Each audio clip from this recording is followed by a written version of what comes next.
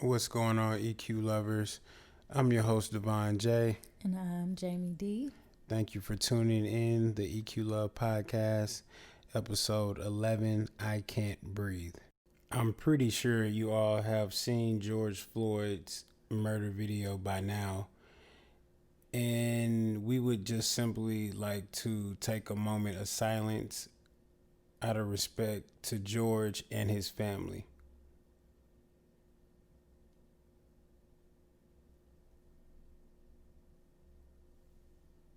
So, on this episode of the EQ Love podcast, we're going to do something a little different. We, typically talk about love and relationships and all that kind of stuff. But we really wanted to address what is going on right now, currently, in the world and not ignore it. And we'll still have our EQ elements to it, but we just thought it was important to talk about how we feel concerning George Floyd's death and just the whole situation. So this has definitely been happening all the way to Emmett Till to now George Floyd. And on this podcast during this time of day, we just want to discuss ways that positive things that we could possibly do to change these times and for this incident to strive for it to not happen again. Yeah, one thing that I can speak about is voting. I think we look at voting as, vote for the president. Mm-hmm. But I don't think people realize what really matters. Your mayor matters, the Senate matters, your aldermans matter. Right. And it doesn't matter if we vote a different president. At the end of the day, it's whoever, like the House and the Senate, who they vote for. Right. So you got to vote for them if you want to, so I think we really have to educate ourselves on voting and don't just jump on the bandwagon of I voted. Yeah. Okay, So honestly, with that being said, honestly, I can speak for myself. Sometimes I'm 28 and my community, I mean, we don't talk much about politics. The only politics I really heard of since I've been living was when Obama was running for president. Yeah. And that was and that was just because, he looked like me. So Yeah. and that's pretty sad. I feel that I'm not blaming people before me because me not having a lack of education when it comes to politics, but honestly, I feel that people my age, our generation, I feel that we should try to educate ourselves when it comes to politics, because at the end of the day, we definitely want to be heard now more than ever.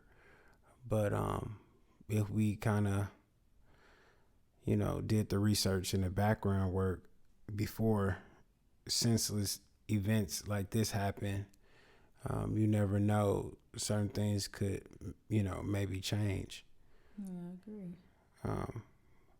Another thing I feel that needs to be done, I feel that the police officers, they all should have a source of some type of counseling.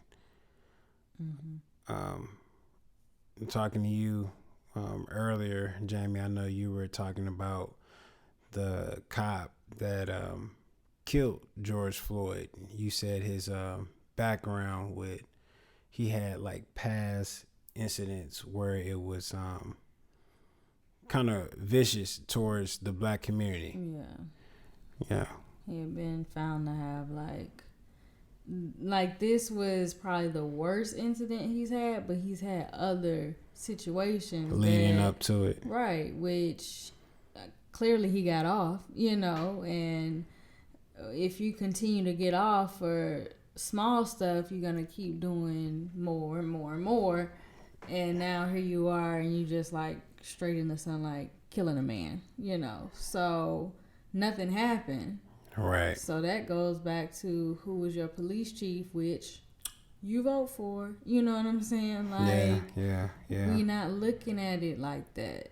Yeah. While we want to blame everybody else, blame yourself for not knowing what's really going on in your community. I mean, I really do think counseling is important because, I mean, he might have grew up in a town or have some type of, clearly he has an issue with the black race, clearly. Definitely. But, I'm not giving him a pass for anything that he did. But think, what if there was some form of counseling where he could really be honest and talk about how he felt? And a counselor being like, he might need to go on leave for a while because he's at risk for incident, stuff like that. Like, let's be real. I mean, trauma is real, and I feel like officers have some PTSD, like people come back from the Army. And not that they originally felt away, but stuff happens, and now they on edge. Like, everybody just on edge. Right. So. Yeah. So another thing that we came up with is acting better as a black and white community. Mm-hmm. So I'll let you talk about the black community. I'll talk about the white community. Yeah, let's do that. As a black community, I think that we have to level up, and that's just what it is.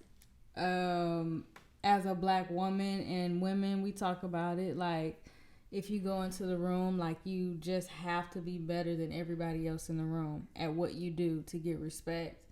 And although it's not fair, it shouldn't have to be that way. It's the reality. And so as a black community, I feel like we have to move smarter, and we have to be a little more strategic on how to bring about change. Just going into your own neighborhood, burning up your own stores, and killing people, like, that's not changing anything. We all also have to realize that this looting and all this, like, you're burning down businesses that people have literally dedicated their whole life to build. And some of them are actually black businesses, black owned. They're black businesses, and still, it's just, I also saw a comment on Facebook saying that these black businesses that they have insurance, as if like we should be okay with that.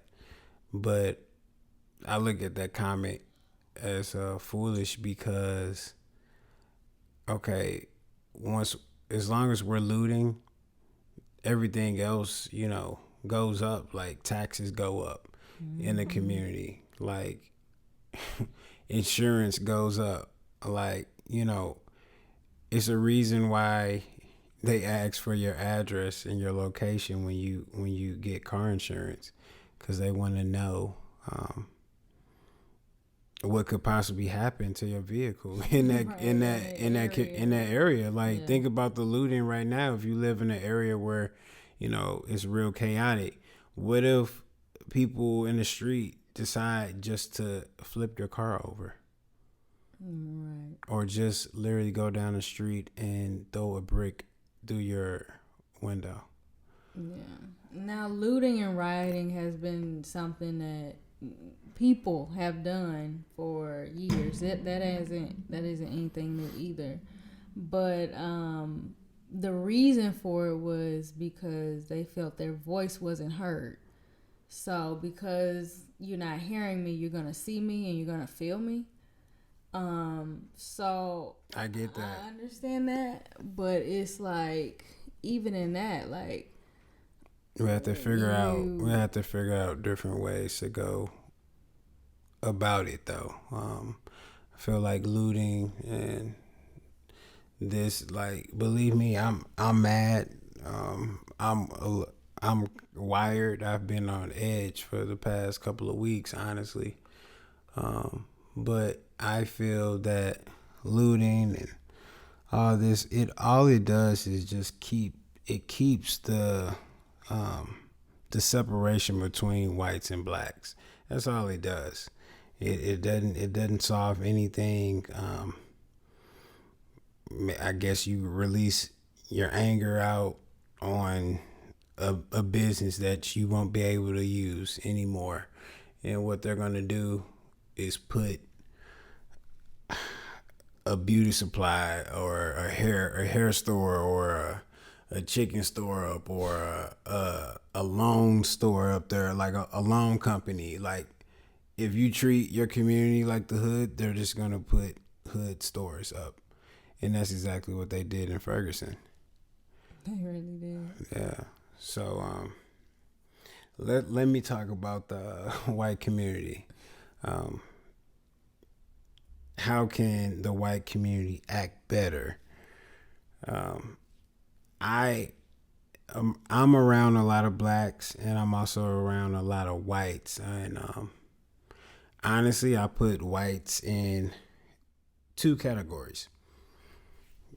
I put the whites where, they'll be all up in your face, and they'll say, "Hey, what's going on?" and blah blah blah. They'll communicate with you just like they're your best friend, and then they get among their other kinds, like their other white people, and they talk about you. I put them in the category of I just I'm cool with them, but I'm cool with them to just a certain degree. And then you also have white people that are cool with you, but genuinely that they're cool people. Like they have a good heart. Mm-hmm. I was listening to the radio this morning, and on iHeartRadio, I don't know if you listeners listening in heard about it, but some of the people on the radio, they were talking to one of the listeners that called in, and they were talking about the riots, and the people that actually was on the radio station, she was talking to the person who called in and asked her, were the people, I guess it was an incident that black people attacked an older white woman, and she was telling iHeartRadio the incident, and the people that worked there were asking her, were they acting inwordy? Were they acting inwordy, or were they acting thuggish? And of course, the publisher, he chimed in and interrupted and just pretty much basically said that you can't say that. Like, she didn't, like, I guess she realized she was on air, but she boldly just was like, were they acting inwardly? Like, and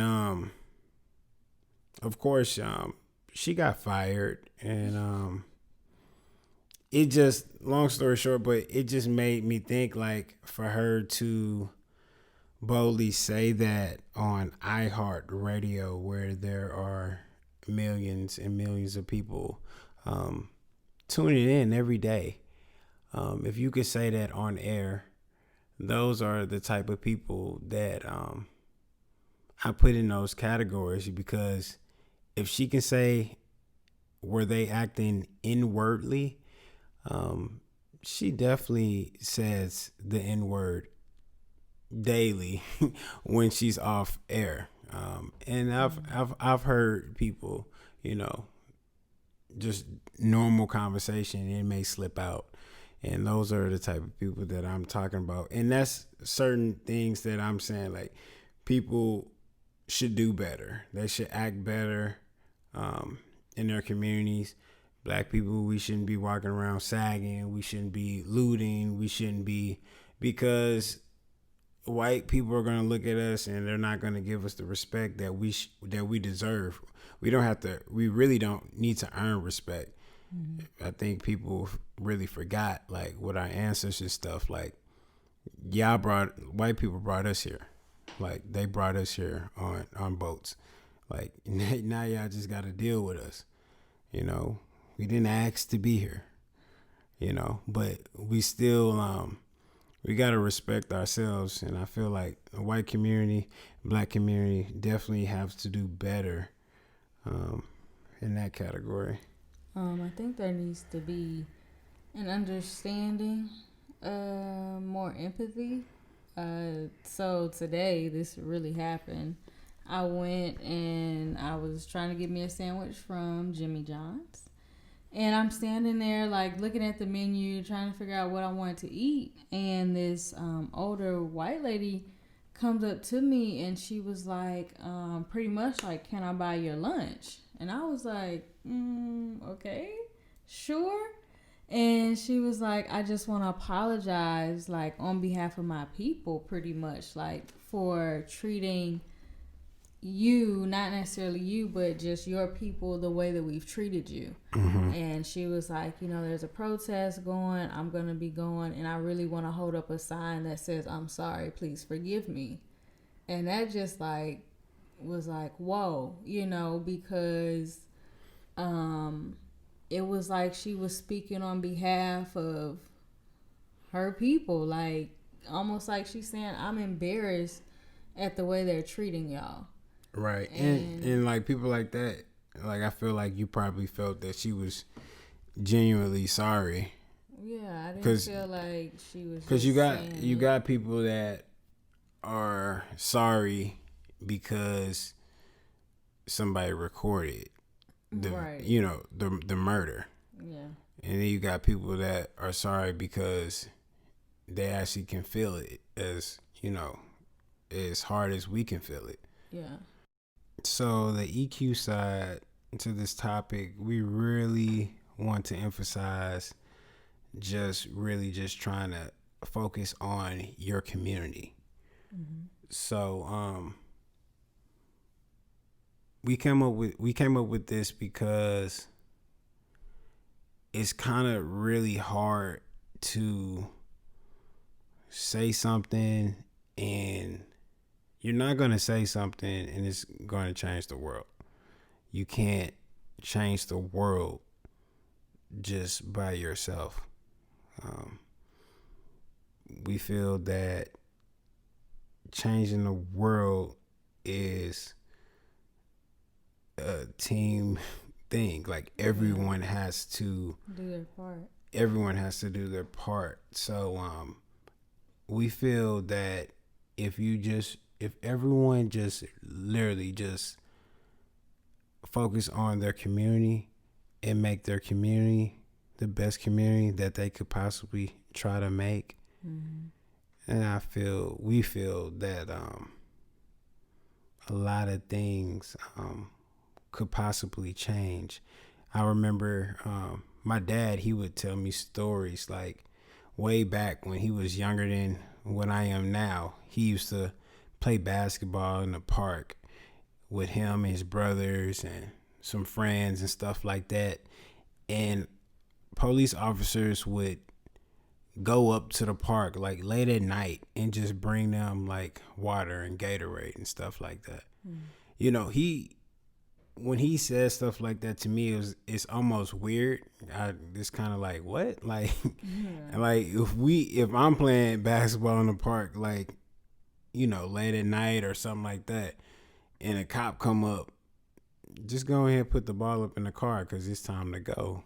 They not allowing you to play, right, you know, basketball that late. But it's just times have changed, and honestly, we just feel that if we could just get a better relationship with cops and people in our community, you know, treating your elders with respect, taking care of your elders in the community, going to the meetings and neighborhood meetings and everything. Like, just be active, be aware of what's going on in your community. Then that could be a start for sure. Yeah, and it doesn't take a whole lot. I think one of the most powerful videos I saw was one of the officers putting down his baton and walking with the people. Right. Like how it didn't take him having a speech and doing this and doing that. He just simply walked with them to say, like, I'm not in agreement with this either. So I think that's important. So we're gonna go ahead and actually transition into a pillow talk. We're gonna try to bring this thing around back to EQ love. And this is something that I thought about because of how this affected me as a Black woman. And I really want to challenge you all out there who are in relationships, especially with Black men, just to encourage them. I watched the movie Queen and Slim, and that movie's like whoa, you know, especially with what's going on now. It was a very powerful movie. Right. But there was a scene where her uncle was in the house or whatever, and one of his like women, I'm not gonna tell the movie, but one of them made the statement that pretty much out there he's nothing, but when he comes in here he's a king. And I feel that somehow society has kind of made the Black man like the lowest thing on the totem pole. Definitely. And I think as women who have Black sons, women who know Black men, who dating or married to Black men, I feel like I want to challenge you guys to encourage them. Nobody's perfect, but at least, especially if he's your man, you know, when he comes home, like, let him know that he's something. Let him know that he's somebody. You know, whatever issue you got right now, like, put that to the side, because the truth of the matter is you never know when your last day is. And at least let it be like, I want at least the last thing for you to know is that I love you, I care about you, that here you're something and here you're somebody. And I think that could do a lot for him. I know men don't typically like to cry or show a lot of emotion, but you never know what that could do. So we just wanted to keep it simple for Pillow Talk and still somehow circle it back to relationships and stuff like that. So hopefully that does something in y'all's hearts and minds. Yeah. I agree. To everyone listening out there, we really hope you got something out of this episode. It wasn't so happy-go-lucky, but it's a serious matter, and like I said, it's yeah. This one definitely really hit me hard, and I'm just trying to get over it, but it's something I probably will never honestly really get over. But like I said, we just really hope you guys got something out of it, and really try to look forward to trying to do stuff in your community and start there and try to change this stuff. The looting and all that stuff is definitely, it's not gonna help anything. It's just gonna add more fuel to the fire when it comes to cops, and it's just gonna keep, you know, the division between whites and blacks. And we definitely know we don't need any more of that, because it leads to cops dying and black people dying as well. Yeah. So, okay, make sure to stay tuned for next week.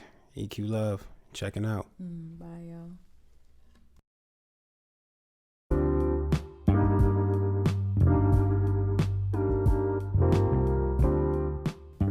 To all of my EQ lovers out there, make sure to like us on Facebook, follow us on Instagram and Twitter at PodEQLove, subscribe to our YouTube channel at EQ Love Podcast, and remember, we are on all major podcast platforms.